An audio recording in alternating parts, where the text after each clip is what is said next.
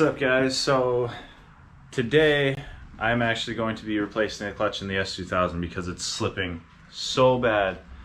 I'm not going to film doing it because I'm on a time crunch. I need to have this done. It is Tuesday right now. I have about 2 hours to work on this today, and then I'll have a couple hours tomorrow, and then Thursday I'll have another couple hours. So I need to have it done by Thursday to have it ready for autocross at Proving Grounds in Brainerd this weekend.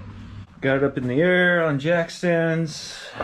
Should have enough room to get it out. I actually took out the transmission in the FRS with quite a bit less room than this, so shouldn't be an issue. I have the competition clutch stage 4, which is 6-puck sprung clutch disc.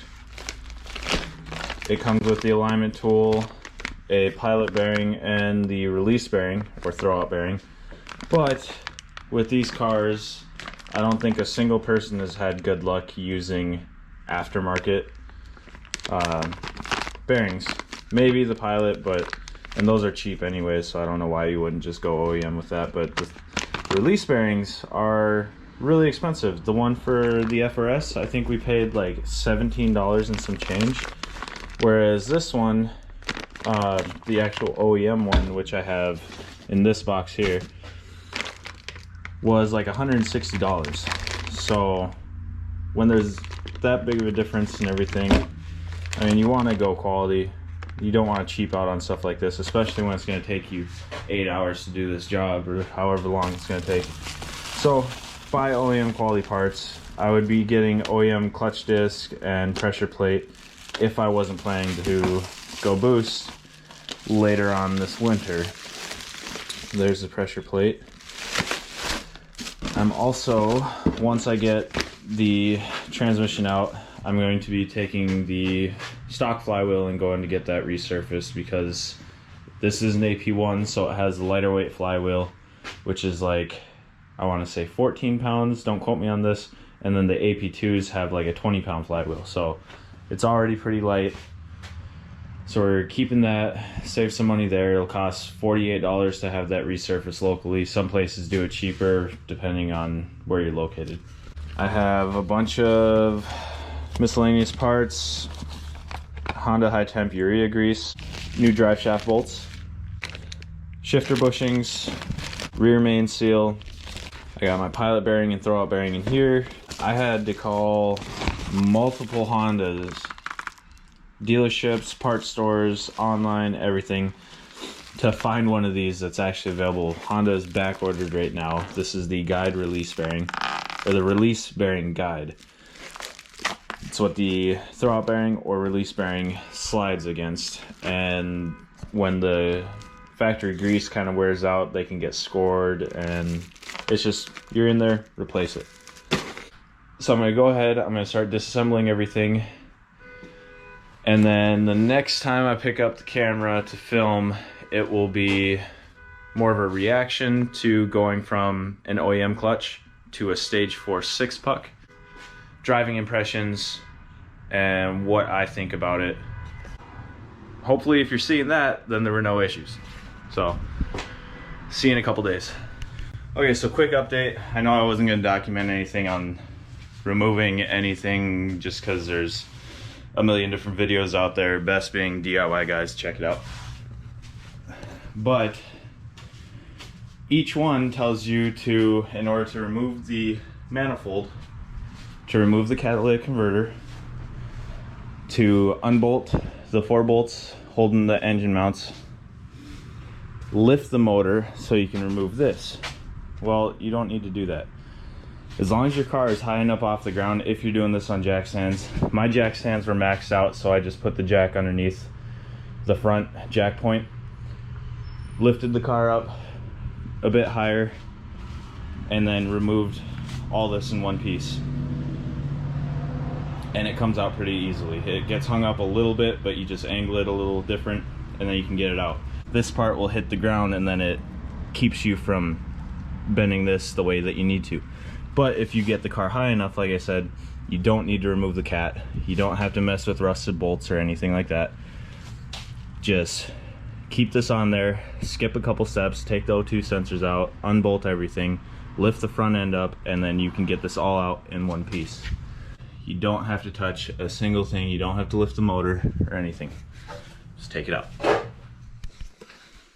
Alright guys, so just got off work. It's 3 o'clock in the morning, but I need this done tomorrow, so I'm gonna work on it a little bit tonight. Try to be quiet. But transmission is out. Wasn't too bad. And then when I pulled the clutch out and looked at the disc, I'm surprised that I was actually able to drive this at all, because it's bad. Yeah, so here it is. There's no material left on either side. It actually was grinding down the rivets. So much longer and this thing probably would have just started falling apart, but it's pretty bad. And since I'm not really documenting the clutch install and transmission removal and everything else like that, I have a new clutch master cylinder, and it's not the OEM one. It's the Blox Racing. I think it's Blox Racing. Their clutch master cylinder, and it's a little bit different than like the OEM style one, and there's not a whole lot of information out there about it. I know on some sites there's reviews and people are complaining about how the engagement point is a lot different than the OEM one, and it's supposed to be with this. The engagement point is supposed to be closer to the floor, because this piston right here is a lot shorter than the factory one. The factory is quite a bit longer in consideration to the length of what they are. So that being a complaint by people, it really shouldn't be, because that's how it's designed. So it's working the way it's supposed to. But I need to replace mine because, as you can see, it's getting pretty nasty in there. The fluid wouldn't stay clean, and it just leaked, and I was constantly having to fill it up. And yeah, so we're replacing this. So yeah, the 212 mils holding it in, and then what's actually connecting that to the clutch lever is this pin, and that has a cotter pin in it holding this in. You just pull that pin out, slide this out, take those off, remove the line off the master cylinder, and then the whole thing just can be pulled out. And then insulation is the reversal of that. And then what I'll do is I'll just gravity bleed it. My flywheel resurfaced, looking nice and pretty and new again. And you can actually see how hot everything was getting in there, because all the blues and purples kind of discolored. And I don't know, maybe that's just how they look, but I know things had to have been getting pretty toasty, just because this thing is just shot. There's like, it's flimsy, there's just nothing to it anymore. I've already put the new bushings on the shifter, and everything is greased up there. So I'll be able to throw that back in, and everything will be fresh. So this car should feel like new, and I'm actually super stoked, because the clutch has never been 100% since I've owned it, and now I should be able to experience this car for what it really is. Some people say with like the puck design on clutches that you don't need to break them in. A lot of race cars and everything that are just track driven, when a clutch goes out, they throw the clutch in, get right back on the track, and it's perfectly fine. But I just want to be extra cautious, extra safe, make sure that it's going to last. Don't feel like doing this job again anytime soon anyways. It wasn't terrible, but just not something that I want to spend a full day working on. Hopefully everything goes in smooth. Hopefully everything after I'm out driving it goes smooth, no weird sounds, nothing like that. I know I'm probably gonna have some clutch buzz, some chatter at low RPMs or at idle, things like that, but race car. All right, now we're going to start assembling this. I have my, the OEM throttle bearing, the release bearing, and the OEM pilot bearing. So I need to put the pilot bearing back into the flywheel, and then I'll mount the flywheel and then get the clutch and all that done tonight. And then tomorrow I'll get started on putting everything back together. And now you're recording. Okay. Transmission is in, everything's buttoned back up, shifters re-greased, all the interior pieces replaced, some hardware has been replaced, and now it's time to start it and hope that there's nothing crazy that happens. That it just starts up, it sounds good, it runs, it goes into gear, the wheels spin, you know, the usual stuff that you want your vehicle to do. So we'll do a little first startup with the new clutch, cold start. Baby.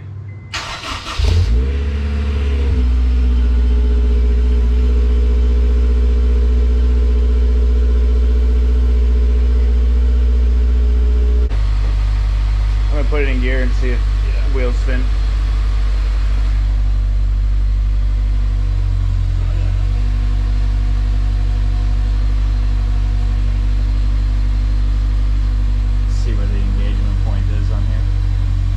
Right away, as soon as I let any pressure off the clutch pedal, the wheel spins. It's gonna be weird to get used to that.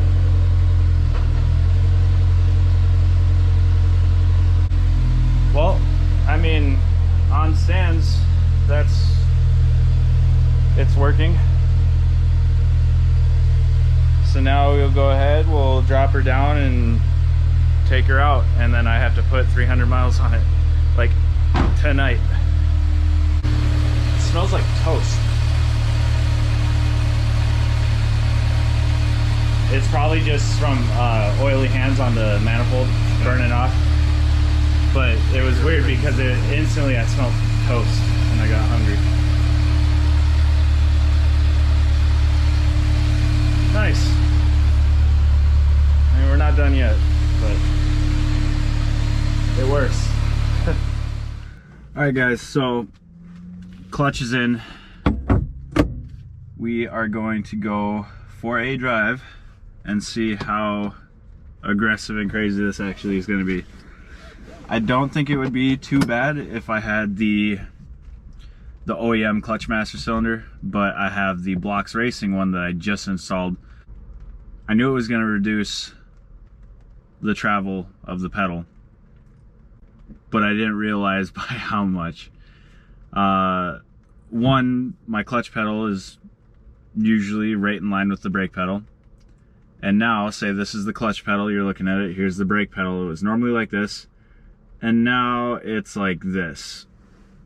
So there's about maybe 2 inches of travel from where it stops to when you put your foot on it and where it stops hitting the back wall. And this clutch engages immediately, so it's gonna take a little bit getting used to that.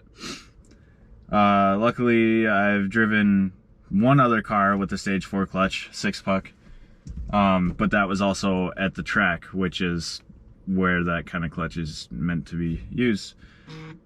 This is also my daily, so we got to get used to it, and now it's time to throw some braking miles on it and get ready, because tomorrow morning we leave for Brainerd and we are doing autocross, and probably gonna make a fool of myself killing my car off the line, but we'll see.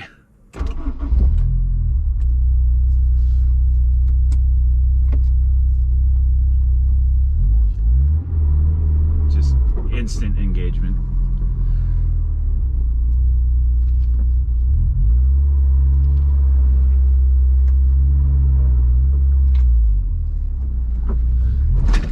And killed it. That was rough.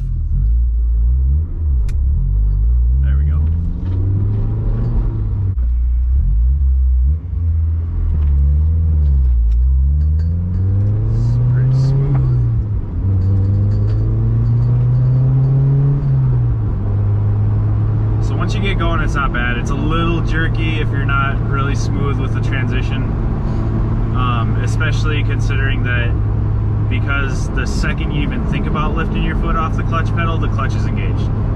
So there's no like easing into it. And this is mainly due to the clutch master cylinder having like no travel at all.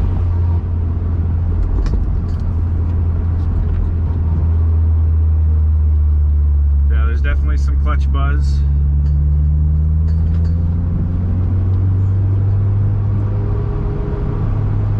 On D-cell while it's in gear. But I was already having that, and it makes sense now because of how absolutely horrid my original clutch was. But the car, once you're going, the car drives exactly the same. Like I said, once you get used to the clutch, you can daily drive it. If you're not completely committed to driving more of a track-oriented car daily, then don't get something like this if it's your daily driver.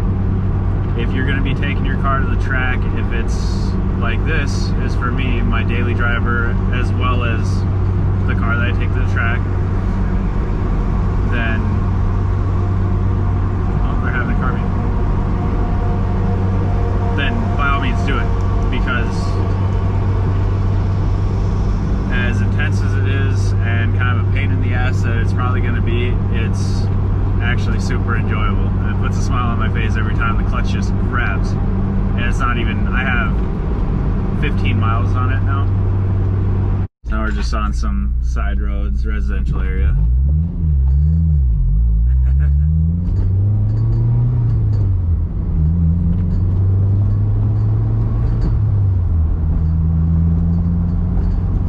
I don't even know how well you can see because it's overcast. It's kind of raining out right now, so it's a little dark out.